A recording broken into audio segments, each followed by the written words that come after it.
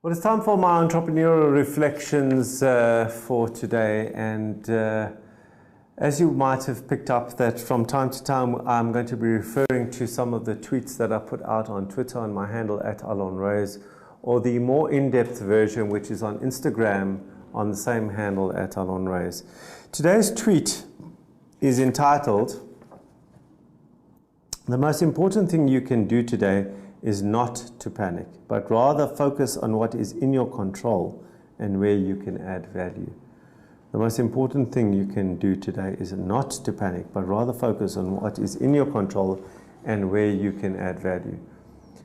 So this is broken down into two ideas. The one is that it's quite natural for entrepreneurs in a bad time, during perhaps a time where income is not coming in, to start panicking.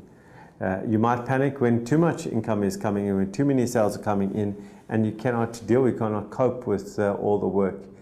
But as entrepreneurs move up and down through the highs and lows of our income, and that is very often more like that, at these peaks and troughs, many entrepreneurs tend to panic. When those troughs are long, or when the peaks are long, we panic even more. And so my advice to entrepreneurs who are in this state is two things.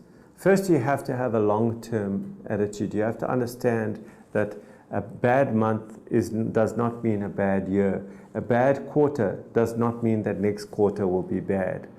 And so that when you have a long-term view, you tend to reduce the amount of panic, because you now have a second chance to rectify what's going on.